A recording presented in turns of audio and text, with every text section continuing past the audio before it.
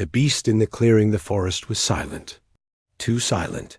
Kale moved slowly between the tall silver-leaf trees, his wooden spear gripped tight in his hands. The air smelled heavy, like rain mixed with something rotten. Birds had stopped singing. Even the wind felt like it was holding its breath. He had been hunting small game for his village when he heard it. A scream. Not human. High-pitched. Desperate.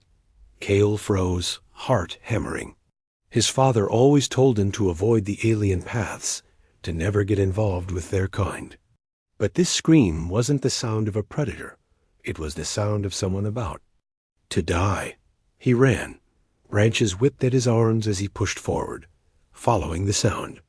Then the trees opened into a small clearing, and Kale stopped dead in the center. An alien girl lay on the ground, her silver skin smeared with dirt and blood. Her strange clothes woven from glowing threads were torn. One leg bent at a painful angle. She crawled backward, eyes wide with terror, and coming toward her was a beast. It was massive, twice the size of any wolf Kale had seen. Its fur was black, but shimmered with a blue sheen in the light. Its glowing yellow eyes locked on the girl. Saliva dripped from its long fangs, sizzling where it touched the grass. The creature's growl was deep enough to shake the air. Kale's breath caught. He could turn around now. No one would ever know. But his legs moved before his mind decided. He ran forward, shouting to get the beast's attention. "Hey, over here!" The beast stopped mid-step, head turning toward him. For one heartbeat, the forest was silent again. Then it roared. The sound was so loud Kale felt it in his chest. The girl stared at him in shock, her lips moving, speaking. Words he didn't understand. Kale planted his feet, lifted his spear, and pointed it at the beast. "Come on," he whispered to himself. "If I die today, at least I won't be a coward." The beast charged. Kale braced. The world seemed too. Slow as the monster leapt, its jaws open wide. At the last second, he thrust the spear upward. The sharp wooden tip cut into the beast's mouth, but the creature's weight smashed into him like a falling tree. They hit the ground hard. The spear snapped in two. Kale scrambled to get up, but the beast was faster. Its glowing eyes burned. With rage, it lunged again, and this time its teeth sank deep into Kale's arm. White-hot pain exploded through him. He screamed, feeling the bones grind under the pressure. The beast's fangs weren't just sharp, they burned. It was as if liquid fire was spreading through his blood. The girl shouted something, her voice shaking. She grabbed a rock and threw it at the beast's head, but it barely noticed. Kale's vision blurred, but his body kept moving. He smashed his knee into the beast's side, forcing its jaws to loosen just enough. With his good hand, he yanked the broken spear shaft and jammed it into the beast's eye. The creature let out a deafening howl and stumbled back.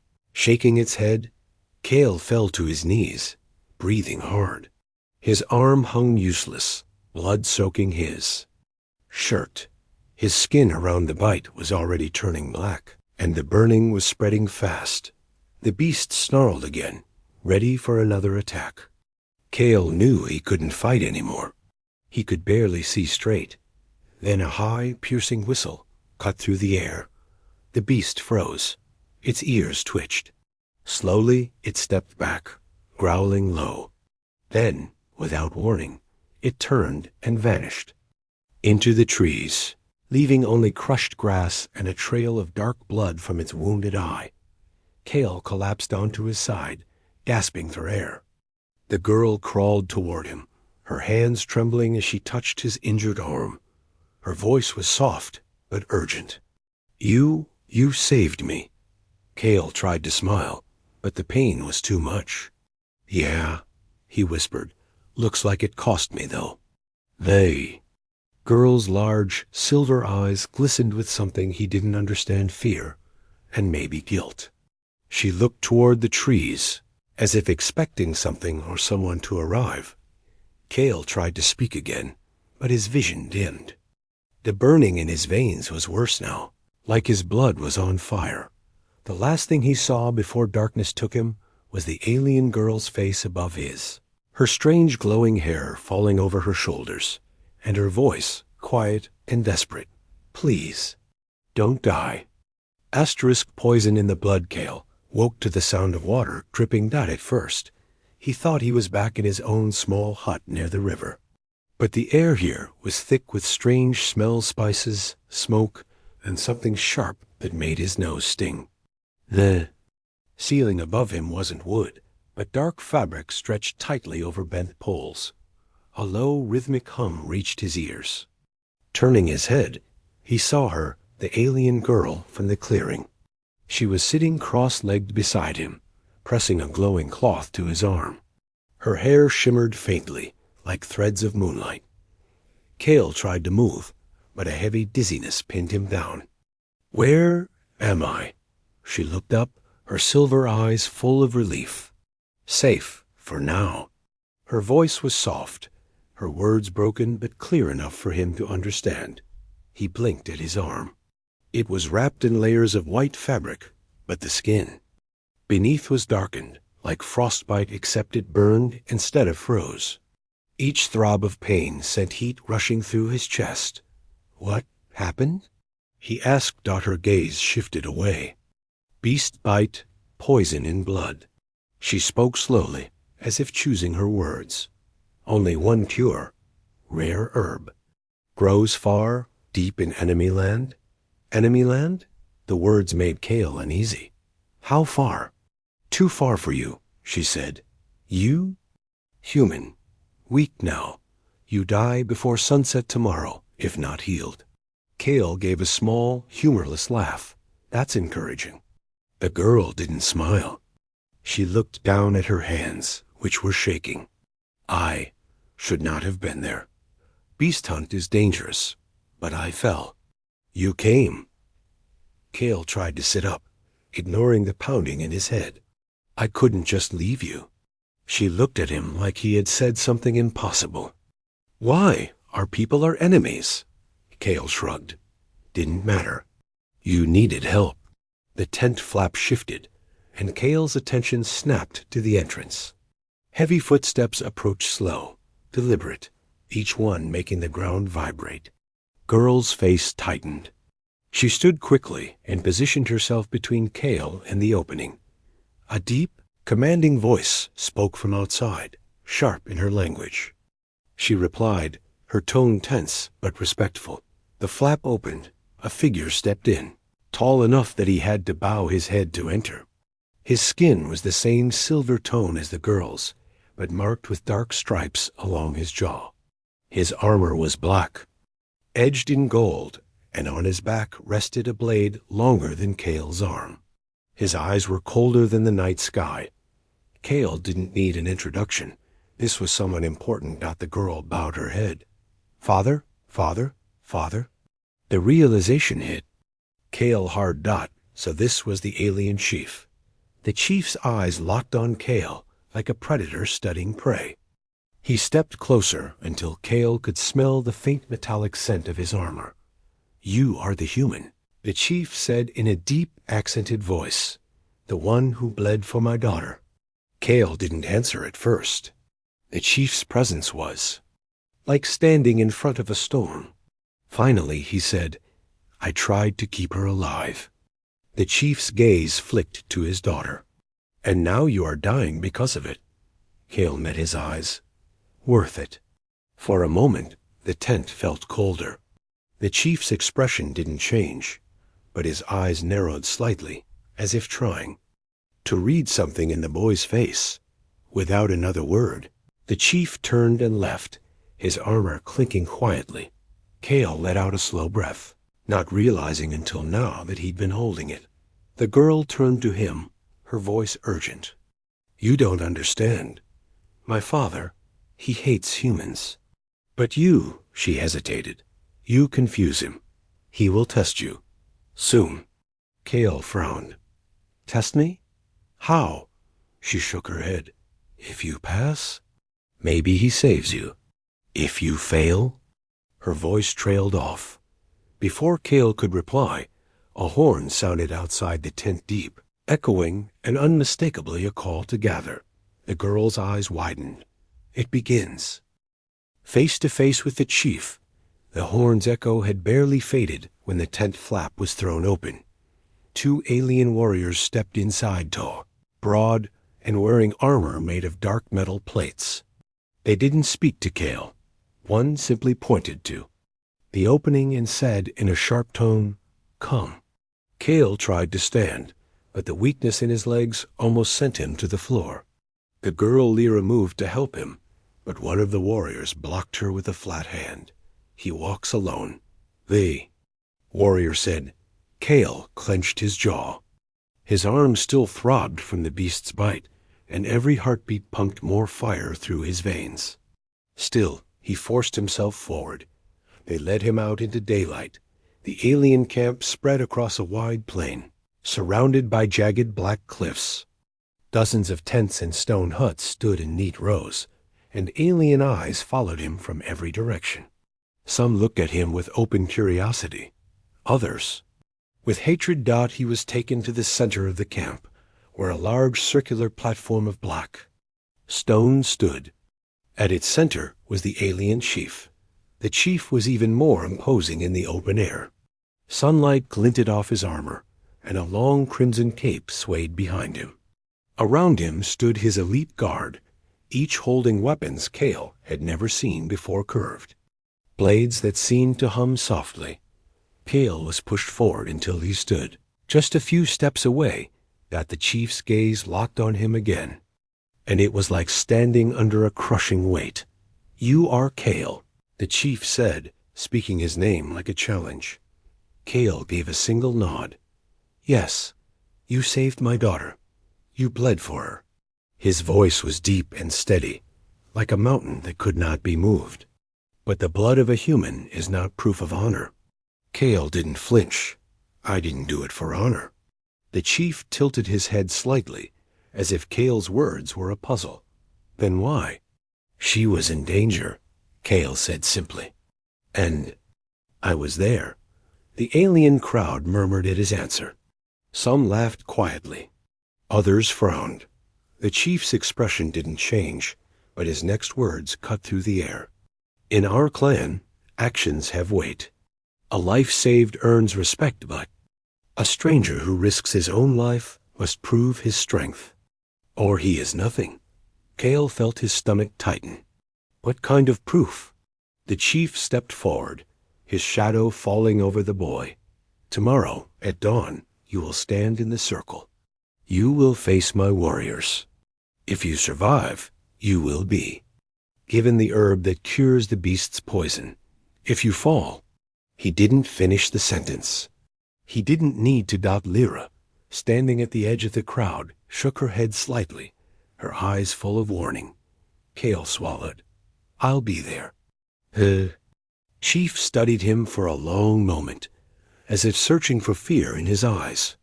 Then he turned his back and walked away. The guards followed.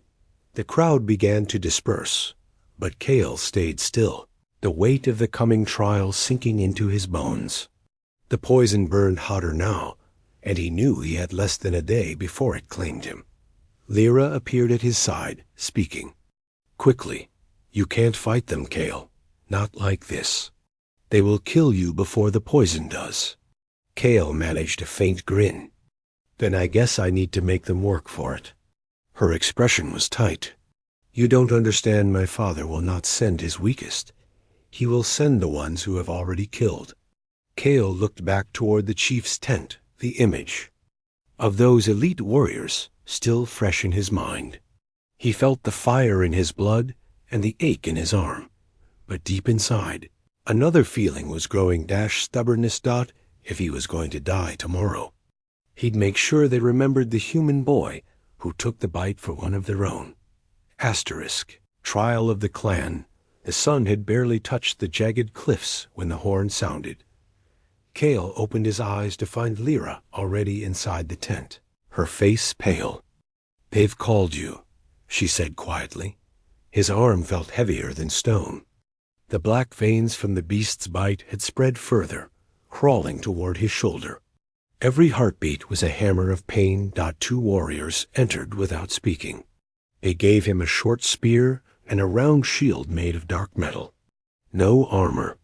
No helmet. Kale stared at the weapons. "That's it?" One of the warriors smirked.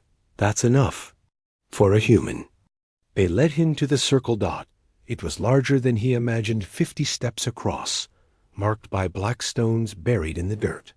Hundreds of aliens stood around it, their faces painted, their voices low with anticipation. The morning light was cold, making the air sharp in his lungs. At the far side stood the chief, cape shifting in the breeze. Beside him, Lyra watched with her hands clenched. The chief's voice cut through the murmurs. "This human claims courage. Today he will prove it, or leave this world as dust." A heavy gate creaked open at the edge of the circle. A warrior stepped out. He was massive, his armor covered in claw marks, his weapon a long, curved blade. Kale raised his shield and tightened his grip on the spear. His legs wanted to tremble, but he forced them still. The warrior didn't wait. He charged, moving faster than Kale expected. Steel clashed against the shield, the impact rattling Kale's bones. He staggered, but used the momentum to roll aside, jabbing the spear at the alien's side. The point scraped armor, but didn't pierce. The warrior laughed, a deep, booming sound, and came again. This time, Kale didn't block.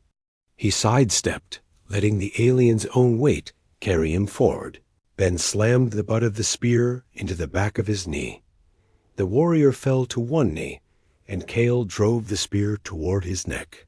The alien twisted at the last second, the blade only grazing flesh. A cheer rose from part of the crowd. Others shouted in anger. The chief's face stayed unreadable. The first warrior limped back toward the gate. Another stepped forward, a lean fighter with 2 short blades. His movements were quick, slicing the air. Kale barely had time to raise his shield before the first strike came. Then the second, then the third. Sparks flew with each hit. The alien darted around him like a shadow, searching for an opening. Kale's breath came faster. The poison made his arm heavy, and his shield felt like it weighed 100 pounds. Then Kale spotted at a moment where the alien's right blade dipped too far. He lunged, catching the alien's wrist with his shield edge and twisting hard. One blade clattered to the ground. Kale kicked it away, then slammed the spear shaft into the alien's chest, sending him stumbling out of the circle. The crowd erupted. Some roared approval. Others hissed. Kale's vision swam for a moment. His strength was fading fast. A third warrior entered. Taller than the others, scarred from neck to waist, carrying a weapon unlike any Kale had seen. A long chain with a bladed hook at the end. The hook whistled through the air, wrapping around Kale's shield and yanking it from his arm. The crowd gasped. Kale had no time to think. The hook came again, aiming for his throat. He dropped low, grabbed the chain, and pulled with every bit of strength he had left. The alien staggered forward, and Kale slammed the broken spear shaft into his side. The warrior collapsed with a grunt, the chain slipping from his hands. Kale stood in the center of the circle, breathing hard, sweat and blood dripping down his face. The chief finally stepped forward. Enough. The crowd went silent. The chief's eyes narrowed on Kale. You live, for now. But the poison still owns you. Kale's knees nearly buckled. He wasn't sure if he'd won anything except a few more hours of life. Asterisk. The chief's choice, the shadow over the circle, grew darker. Kale squinted up at the jagged cliff walls. Dozens of figures lined the ridge, their armor a dull red that caught the morning sun like splashes of blood. Banners of black cloth snapped. In the wind, Lyra's voice trembled. Rothkar clan. A crowd murmured uneasily. The Hrothgar were enemies even to the Zarek. They raided without warning, killed without mercy. And they were here in force. The chief raised a hand, silencing his people. His voice was calm, but it carried like thunder. Why do you come to my land? A single figure stepped forward on the ridge, his helmet shaped like a beast's skull. His voice rolled down the cliff. We have come for the human. All eyes turned to Kale. The Hrothgar leader continued. That boy carries the poison of the night beast. Our laws demand his death. Its venom must not be allowed to leave this valley. Kale's heart pounded. They wanted to kill him not because of who he was, but because of what was in his blood. The chief's eyes narrowed. He is under my roof. The Hrothgar leader laughed. A human under your protection? You have grown weak, Zarek. Give him to us, and we will leave without spilling your people's blood. The silence that followed was heavy. Kale could see it, some in the Zarek crowd shifting uneasily, some even nodding. Protecting a human could bring war. The chief stepped down from the platform and walked toward Kale. His face gave nothing away. You saved my daughter, the chief said quietly. But you are human. My people will not die for you. Kale's mouth went dry. Then, hand me over, Lyra gasped. No. She stepped between them. Father, he fought for me. He took the beast's bite for me. If you give him to them, I will never stand by you again. The chief looked at her for a long time. His jaw tightened. Then he turned to face the Hrothgar leader. This human bled for my blood. He is Zarek now. The crowd erupted in shouts, some in agreement, some in anger. The Hrothgar leader's laughter turned to a snarl. Then you choose war. The chief raised his weapon high, the golden edge catching the sun. If you want him, you will bleed for him. The Zarek warriors roared in unison, forming a wall of shields around Kale. Lyra moved to his side, gripping a small blade. Kale, still weak and burning with poison, tried to stand taller. The chief had chosen. Whether it was honor, pride, or defiance, he had chosen to protect him. The chief's stand, the first Hrothgar. Warriors hit the ground like falling stones. They came fast, red armor flashing, curved blades raised high. There, war cries ripped through the air. A Zarek wall held. Shields slammed together, spears angled forward. The ground shook when the two sides collided. Kale was pulled into the second line, his shield strapped back onto his arm. Lyra stood beside him, her smaller frame hidden behind the wall of warriors, blade in hand. The clang of metal filled the air. Screams, grunts, the deep thud of weapons finding flesh. A Hrothgar broke through the line in front of Kale, his axe swinging. Down. Kale caught it on his shield, the impact jarring his shoulder. Pain flared through his poisoned arm, but he used the momentum, shoving the shield forward and stabbing with his spear. The point slid under the Hrothgar's armor.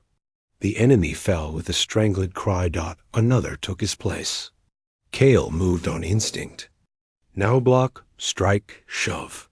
His vision blurred at the edges, but he refused to fall. Through the chaos, he caught sight of the chief. The Zarek leader was a storm, given Flesh's golden-edged weapon cutting through enemy after enemy. Every swing was precise, every step calculated. He fought like a man who knew the whole battle rested on his shoulders. The Hrothgar leader dropped into the circle, beast skull helmet glinting. His eyes locked on the chief. And this, he roared. They met in a crash of steel. Sparks flew. Each strike was heavy enough to break bone. The crowd of warriors drew back, forming a ring around them. Kale wanted to move closer, but another Hrothgar came for him. He parried, kicked the man's knee, and sent him sprawling. The duel in the center raged on, blades clashing, capes whipping in the wind. Then the Hrothgar leader's blade slipped past the chief's guard, slicing across his shoulder. Blood sprayed. Cale's heart lurched. Without thinking, he ran forward. "Cale, no!" Lyra shouted. The Hrothgar leader swung again, aiming for the chief's neck. Cale slammed his shield into the man's back. The strike went wide.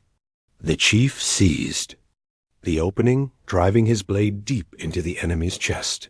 The Hrothgar leader staggered, disbelief in his eyes. He collapsed, dragging Cale and the chief down with him. For a moment, the battlefield froze. Then the remaining Hrothgar let out sharp, angry cries, but they were cries of retreat. They pulled back, scrambling up the cliffs the way they came. Silence fell, broken only by the sound of labored breathing. The chief rose slowly, blood on his armor. He turned to Cale. "You could have run. You didn't." Cale, barely able to stand, shrugged weakly. "Guess I'm stubborn." The chief's gaze was steady. "No, you are Zarek." Lyra smiled through tears. The warriors around them slammed, their weapons against their shields in a deafening rhythm. A sound of respect, not just for their chief, but for the human who stood with them. The chief handed Cale a small vial, the liquid inside glowing faint green. "The herb. Drink, and—" "Live." Cale took it, the bitterness burning his tongue. Almost instantly, the fire in his veins began to fade. His legs steadied. He looked at the chief and Lyra, both standing beside him. For the first time since he'd left his village, Cale felt something deep and unshakable. He wasn't alone. Anymore. The chief turned to his people. "Today, a human fought as one of us. Remember this day? Remember his name." The crowd roared, the sound carrying across the plains. Cale grinned faintly. "So, what now?" The chief's eyes glinted. "Now, human, we prepare for the war you just started.